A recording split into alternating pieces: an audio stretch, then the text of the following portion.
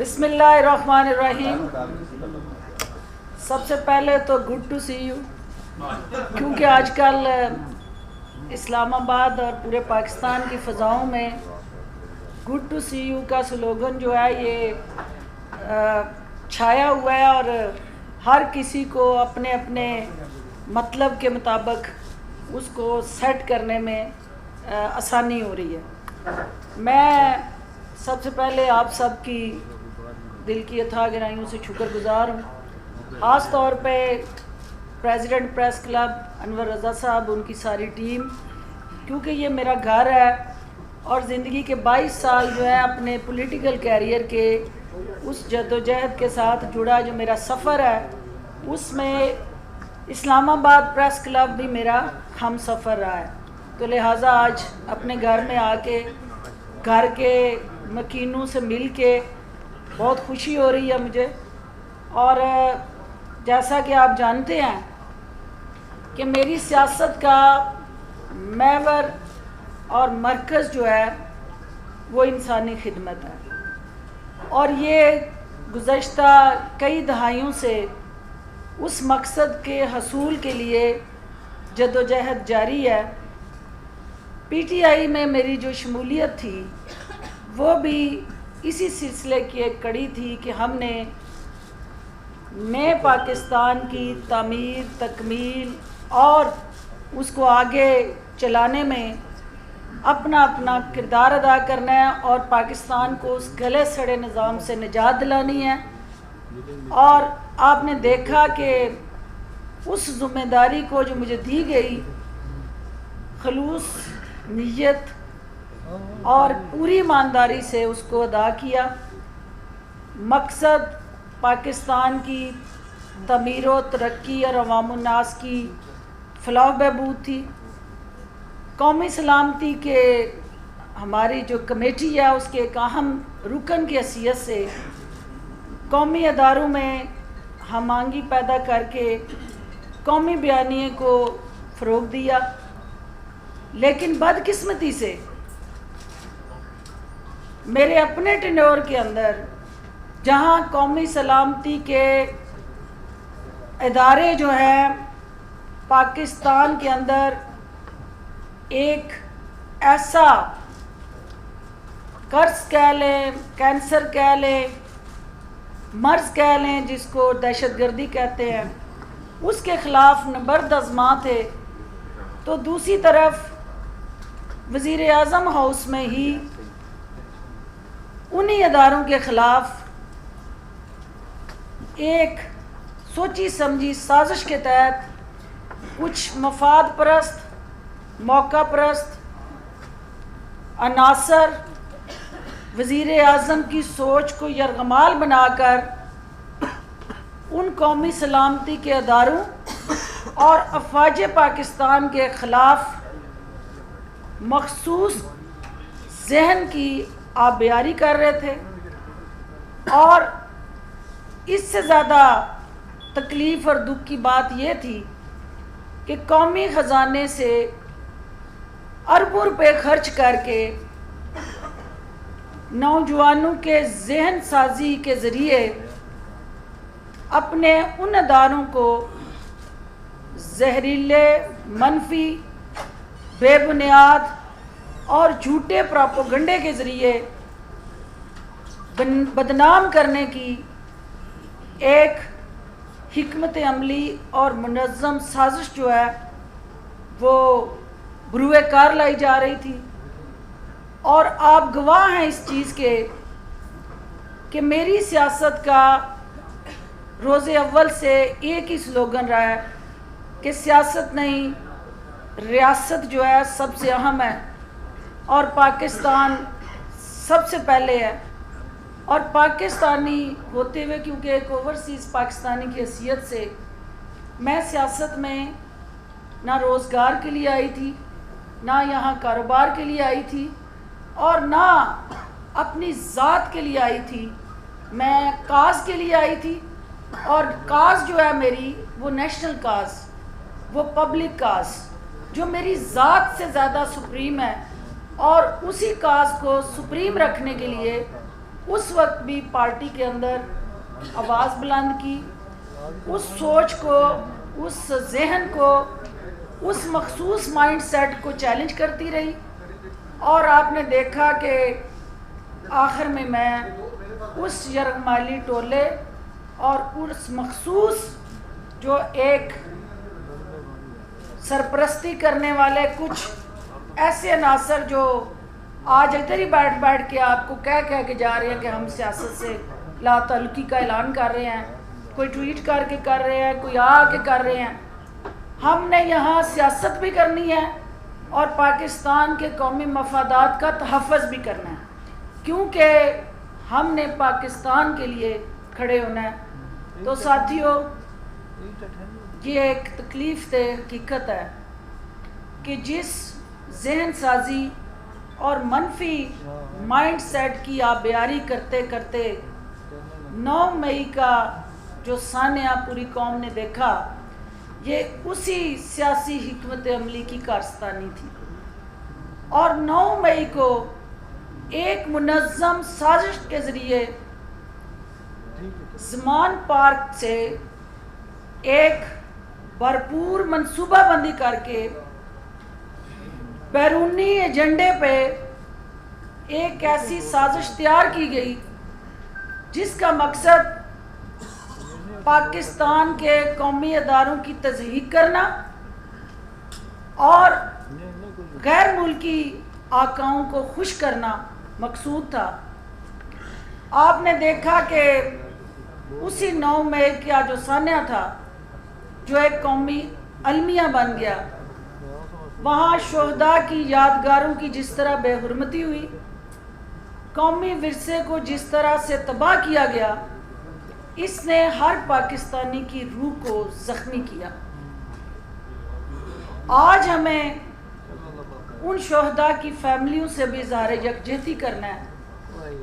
ان کو سلام پیش کرنا ہے، ان ماؤں کو کہ جنہوں نے اپنے چشم و چراغ جو ہیں وہ اس قوم کو دیے، اس ملک کو دیے، اور جن کے لہو سے آج پاکستان کا سر جو ہے وہ فخر سے بلند ہے،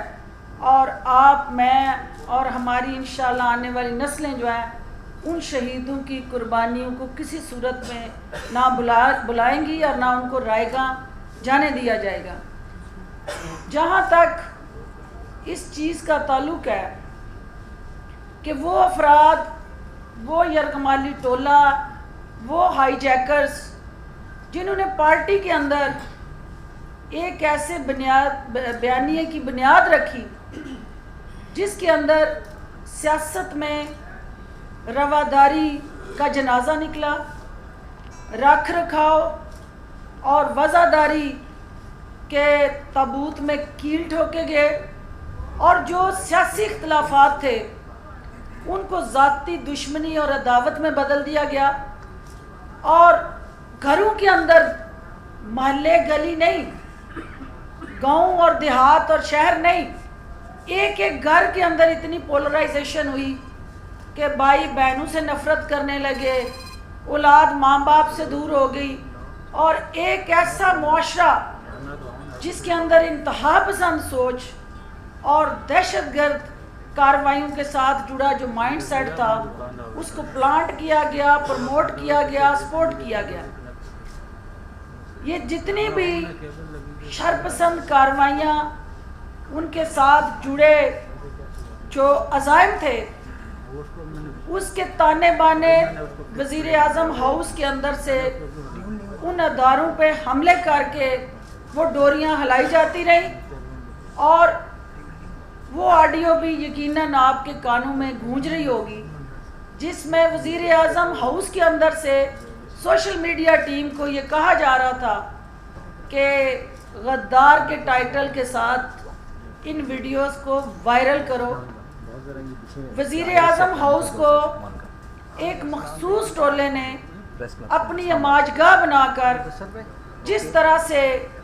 قومی اداروں کو بے توقیری کی، اور جس انداز سے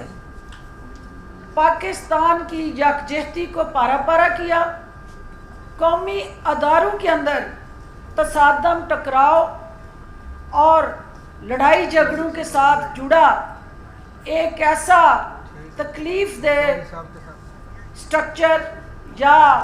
آئیڈیالوجی جو ہے اس کو مارز وجود میں لایا گیا،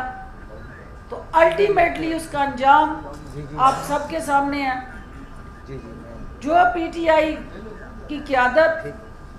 اور اس کے ساتھ جڑا عمل آپ نے 9 مئی کو دیکھا، میں ذمہ داران سے اپیل کرتی ہوں کہ وہ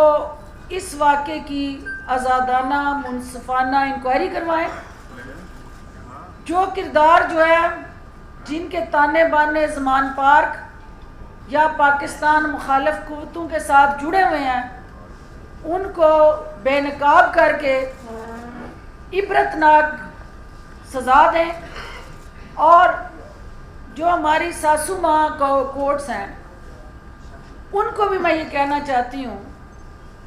کہ ساسو ماں کورٹس کی توجہ جو ہے وہ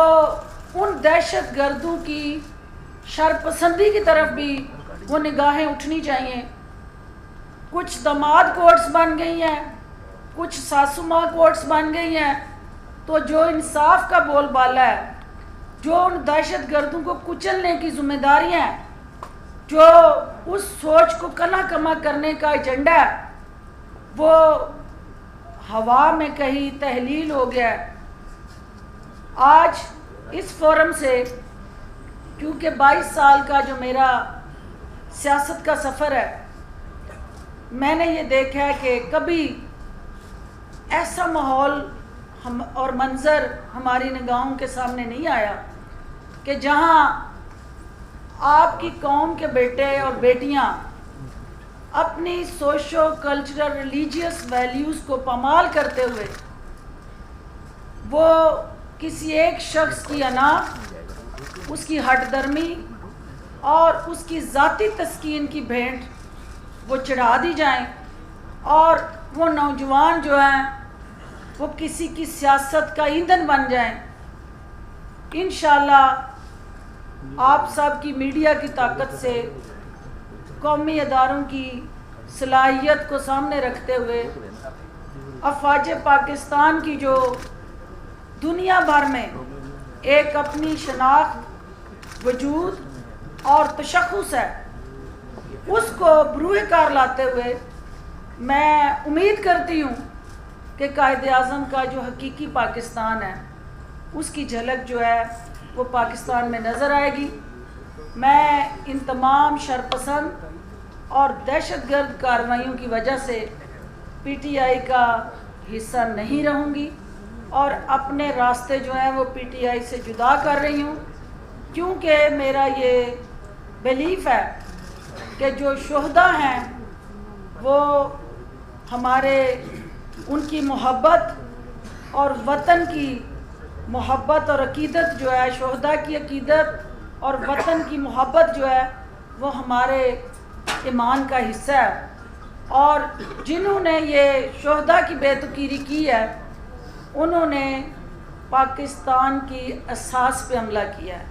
پاکستان کے نظریے کو پارا پارا کیا ہے، تو لہٰذا عمران خان اور پاکستان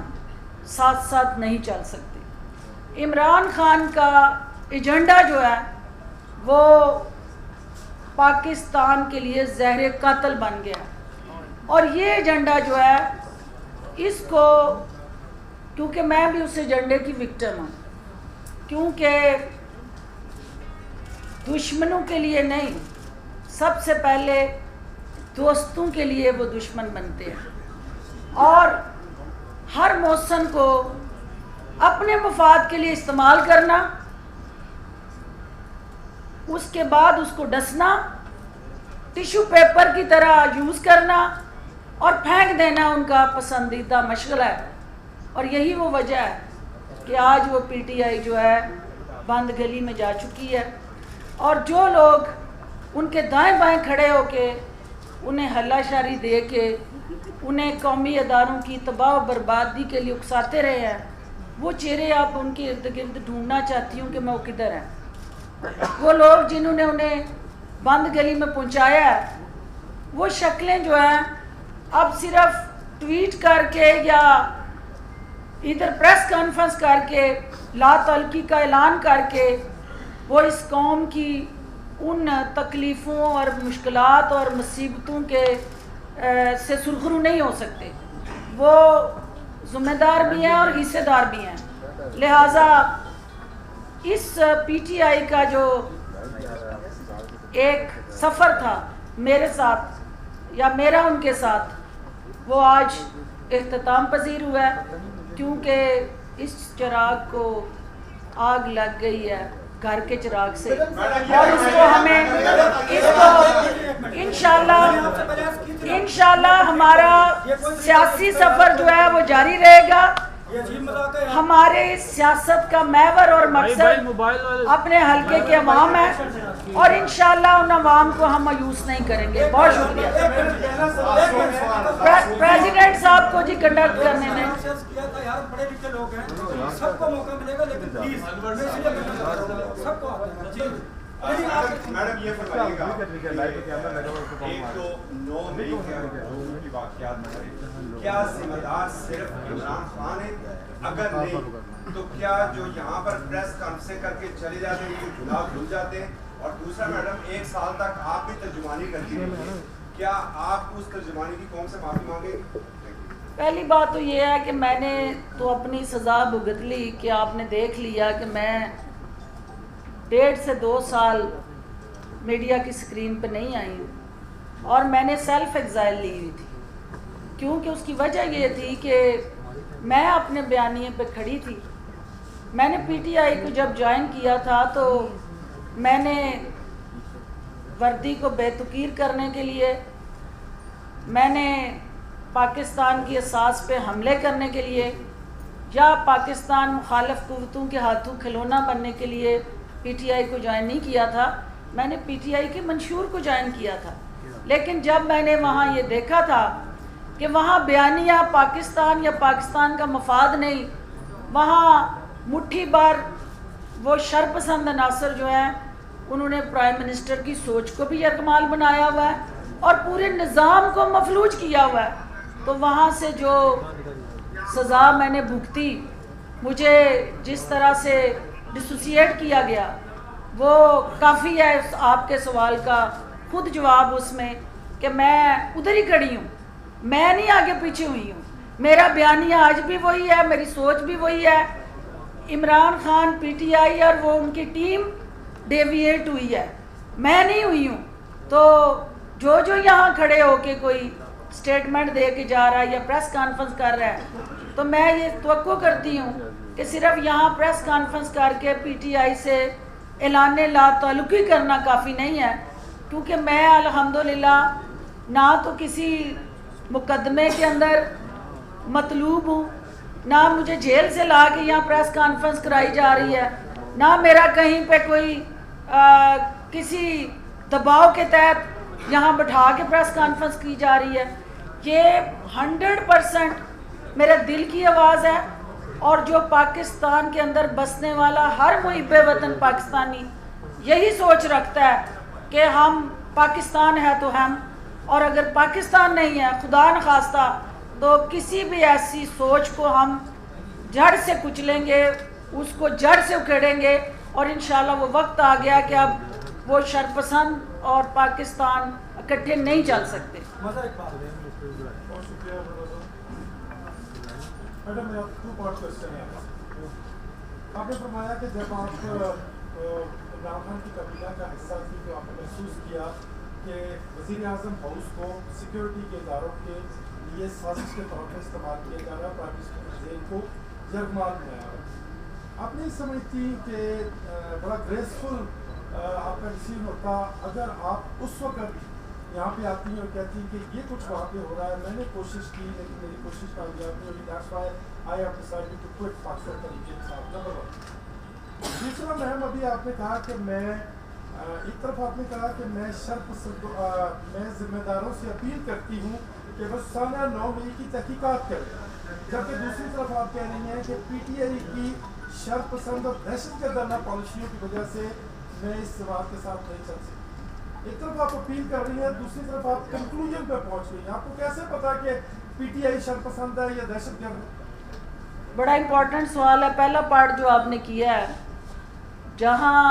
रजिस्ट करना था और जहाँ जहाँ प्रोटेस्ट रजिस्टर करना था, बहुत सारे आपके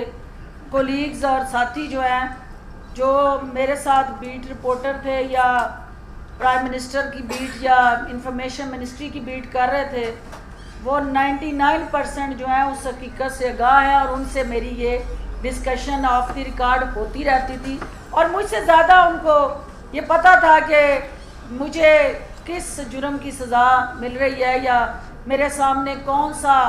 वो माइंड सेट है जो दीवारें खड़ी करके तो मुझे काम करने से रोक रहा है। दूसरी बात जो आपने कही, देखें, जो अब तक की आपने डिटेल्स ली हैं, जो शख्स कोर कमांडर की वर्दी पहन के सोशल मीडिया में आया है, वो डॉक्टर फिरदौस का कोई पर्सनल कारकुन नहीं था, ना कोई प्रेस क्लब इस्लामाबाद का कोई रुकन था। वो अल्लान तस्लीम कर रहा है कि मैं पीटीआई का उस एजेंडे पे लाया गया, ख़रीदा हुआ माइंडसेट हूँ, जिसे ट्रेन किया गया, जिसको नक्शे दिए गए, जिसको बताया गया और रहनुमाई की गई, जहाँ ठहराया गया, जहाँ से उसके साथ जुड़े सारे, एक नहीं, वो दर्जनों दहशतगर्द, सैकड़ों दहशतगर्द जो मेरन शाह और डीआई खान और दीर सवाद जहाँ जहाँ से भी वो यहाँ पहुँचाए गए, वो मुझसे ज़्यादा सोशल मीडिया के अंदर वो दास्तानें आपको दस्तयाब हैं। जो सोशल मीडिया देख रहे हैं वो उन सारी दास्तानों से आगाह हैं। मैं ये क्यों कह रही हूँ कि आज़ादाना इंक्वायरी हो, क्योंकि सियासत के अंदर ये वतीरा रहा है कि हम एक दूसरे पर इल्ज़ामात लगाते रहते हैं, लेकिन इस वक्त मेरे प्यारे लीडर ने कौमी अदारों पे इल्ज़ामात लगाए और बैनुल-अक़वामी सतह पे ये वीडियोस भेज के ये बावर करवाया जा रहा है कि ये पाकिस्तान के कौमी सलामती के अदारों ने ये तमाम कारस्तानियाँ खुद की हैं और मुल्क को बदनाम करने की एक और साजिश की जा रही है। तो ये सारी जो पस पर्दा उसके साथ जुड़ी तलख़ हकीकतें हैं, उसको सामने रखते हुए मैं ये बार बार कह रही हूँ कि जो ज़िम्मेदारान हैं उनके चेहरों से नकाब हटा के उनको निशाने इबरत बनाएं, ताकि मुल्क के गद्दारों की इस मुल्क के अंदर कोई जगह नहीं होनी चाहिए। हाँ, वो किसी भी जमात में है, हाँ वो किसी भी शोबे से उनका ताल्लुक है, जो सहूलतकार हैं, जिन्होंने मेरे पाकिस्तान की वजूद को ज़ख्मी किया है, उनके लिए ज़ीरो टॉलरेंस होनी चाहिए मुआशरे के हर तबके में। और पाकिस्तान के साथ जुड़ा जो हमारा शनाख्त का रिश्ता है, जो वकार का रिश्ता है, वो हमें ज़्यादा मुकद्दम है। सियासत आनी जानी चीज़ है, सियासतें जो है वो होती रहेंगी अगर पाकिस्तान होगा और इंशाल्लाह होगा। जी जी जी, सवाल ये है कि चाहे पीपल्स पार्टी और रसीदा गुई का आप एक बेहतरीन अंदाज होता है, आप भी खास तौर पर तर्जुमानी करते रही 9 मई को जो कुछ हुआ, आपकी सारी बातें प्रेगनेंसी ख्याल का हिस्सा थी, कहीं ना कहीं आप खुद कुछ मैदान है कि खामोश रही। दूसरा सवाल मेरा ये है कि इस कुर्सी पर बैठकर इतना बेहतरीन प्रेस कॉन्फ्रेंस करना आपको क्यों लगता है कि उन तमाम जो जराइम हुए हैं उनसे अब बेजुबान हो जाएगी? पहली बात तो ये है कि मेरा भाई जो है, मैं ये ओपनली चैलेंज कर रही हूँ सारे मीडिया को कि 9 मई के वाक़े के साथ जुड़ा कहीं पे मेरी प्रेजेंस, उसके साथ जुड़ी किसी भी इंतहा पसंद कार्रवाई के साथ जुड़ा मेरा मेल मिलाप, किसी मीटिंग का हिस्सा, क्योंकि आप उन हकीकतों से आगाह नहीं हैं कि 1.5 साल से मैं उस तर्जमानों की मीटिंग में मौजूद ही नहीं होती थी। और सिर्फ इसलिए नहीं बुलाया जाता था कि उस तर्जमानों की मीटिंग में जो कारस्तानियाँ तरतीब दी जाती थी उनको कोई लीक ना कर दे, कोई रजिस्ट ना कर दे, कोई किसी जगह जो है बेनकाब ना कर दे, कोई हमारे हाथ रोक ना ले। तो मैं उस पूरे प्रोसेस के अंदर किसी मुशावरती अमल का ना हिस्सा रही हूँ, ना किसी जगह, और अगर होती तो यकीनन सबसे पहले दीवार बांध के खड़ी होती, क्योंकि मुझे अपनी ज़ात से ज़्यादा अपनी काज से मोहब्बत है। जिस तरह आपने कहा इमरान खान सवाल एक ही कीजिएगा प्लीज। जी जी जी करें करें करें करें जी। आपने कहा कि इमरान खान बंद गली में चले गए हैं और उनको जिन्होंने बचाया है उनके खिलाफ कार्रवाई होनी चाहिए, और वो आपने ये भी कहा इधर आकर प्रेस कॉन्फ्रेंस कर गए हैं, और जिन्होंने बंद गली में बचाया वो तो पार्टी छोड़ गए हैं, आपने इतनी देर क्यों कर दी है? नंबर 1, आप और फवाद चौधरी काफी तजर्बाकार हैं, एक ही कश्तियों पे सवार रहे हैं, पीपल्स पार्टी भी काफी। ये दो इसके हिस्से हैं कि मसालती कमेटी में मैं हो नहीं सकती क्योंकि मेरी मसालत जो है इस वक्त उनकी ज़रूरत नहीं है, और जो व्हाट नेक्स्ट है मैंने बार बार कहा है कि मेरी सियासत का महवर और मरकज़ जो है मेरे हल्के के अवाम है, उनके मफाद और उनकी ख्वाहिशात और ज़रूरियात को मद्देनज़र रखते हुए इंशाअल्लाह अगला लाए अमल हम तरतीब देंगे, और उसमें पाकिस्तान जो है वो सबसे पहली तरजीह होगा इंशाअल्लाह। Thank you ma'am.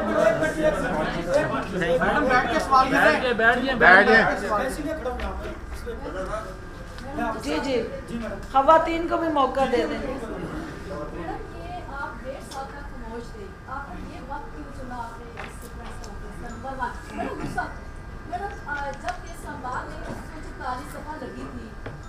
Supreme court की कमी हुई है यहाँ इस कुर्सी पे आके कोई नहीं कह रहा कि सुप्रीम कोर्ट की कमी हुई है, सिर्फ एक आर्मी हाउस की है, जबकि खुदा के पास रियासत की काजी होता है, एक सुप्रीम कोर्ट होती है, उसकी इज्जत उससे भी ज़्यादा होती है, उसकी मजम्मत कोई भी नहीं कर रहा, क्यों? ये बड़ा इम्पोर्टेंट सवाल है आपका। पहली बात तो ये है कि मैं खामोश क्यों रही। मुझे अपने हलके के अंदर जो मेरे साथी वहाँ मेरे पास जाते रहते हैं, मुझसे मिलते रहते हैं, और वो देखते रहते हैं कि मैं 1.5 साल से वहाँ क्या कर रही थी। 1.5 साल में मैंने अपने लोगों के लिए, क्योंकि किन्ना ले तू पाप कमाए कितने ने तेरे घर दे, जिनके लिए यहाँ बैठ के इस्लामाबाद के लिए उनको उनकी तर्जमानी करते, किसी को मुक्का मार, किसी की का गिरेबान पकड़, किसी के साथ तलख कलामी कर, तो वो किन के लिए कर रहे थे? जिनको ना कदर थी और ना वो हकदार थे कि हम उनके लिए यहाँ बैठ के वो काम करें जो मेरे लोगों की बेहतरी के लिए नहीं था। मेरे लोगों की बेहतरी क्या थी कि मैं उनको as a social worker, as a women activist, as a health physician services दूँ, और अल्हम्दुलिल्लाह इस 1.5 साल में मैंने ना सिर्फ वहाँ ओल्ड एज होम बल्कि अपनी वालदा के नाम से एक फुल फ्लैश्ड हॉस्पिटल, दस्तरखान, राशन पैकेज, हर वो सहूलत जो मेरे बस में है, जो गैर हुकूमती सतह पे मुमकिन थी, वो अपने हल्के के लोगों तक वो सहूलत पहुँचाने के लिए कोशिश हूँ। जो आपने सुप्रीम कोर्ट की बात की, देखिए सुप्रीम कोर्ट ये इज्जत करवाई नहीं जाती, करवाई जाती है। और जो इदारे जो हैं जो ये चाह रहे हैं कि उनको इज्जत मिले, तो उनको अपनी अदाओं पे भी गौर करना पड़ेगा, और उनको भी देखना पड़ेगा कि उनकी जो सासू माँ हैं, उनकी बीवियाँ हैं, उनकी बेटियाँ हैं, उनकी बहू हैं, वो उनके अपने डिसिप्लिन में हैं कि वो कौम को डिसिप्लिन में लाना चाहते हैं, वो पूरे इदारों को डिसिप्लिन में लाना चाहते हैं। तो सबसे पहले तो डिसिप्लिन अपने घर से शुरू होता है। तो जब घर में डिसिप्लिन आ गया तो हम समझेंगे कि पूरे पाकिस्तान में डिसिप्लिन आ जाएगा। मैडम 9 मई के वाक़यात की हर कोई 9 मई के वाक़यात की हर कोई ठीक है अनवर बात करने दो। अनवर 9 मई के वाक़यात की हर कोई मसम्मत करता है। सवाल मेरा ये है कर लेने दो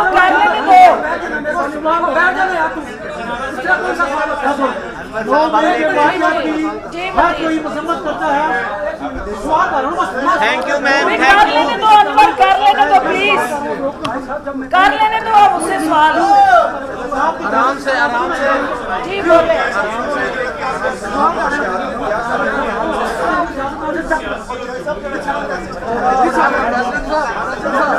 thank you madam, thank you.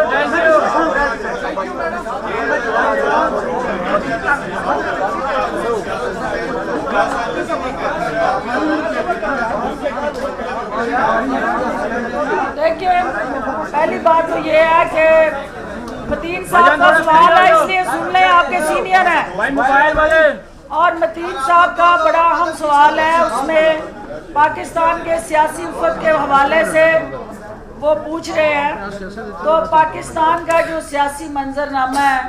वो ताबनाक और रोशन है। पाकिस्तान को एक होप की ज़रूरत है। इस वक्त जो है वो मीडिया से मैं अपील करती हूँ कि पाकिस्तान की जो होप है, आपके नौजवानों की, आपके मेहनत कश मजदूर की, आपके 25 करोड़ अवाम की, उस उम्मीद को नहीं टूटने देना। और इंशाल्लाह पाकिस्तान जो है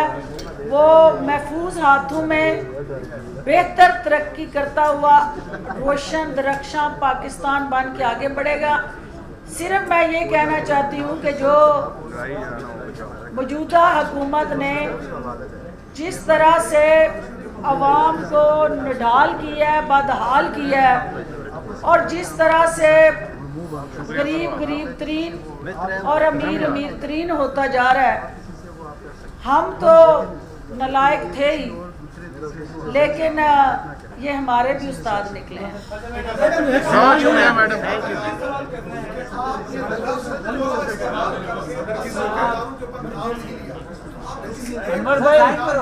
अनवर भाई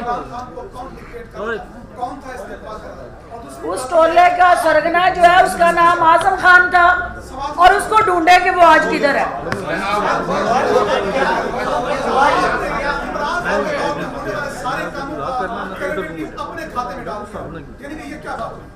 मसलन आप जरा फरमाएं कौन सा क्रेडिट? हॉस्पिटल बेटे मेरी अभी माँ मरी है, उसके नाम से अभी मैंने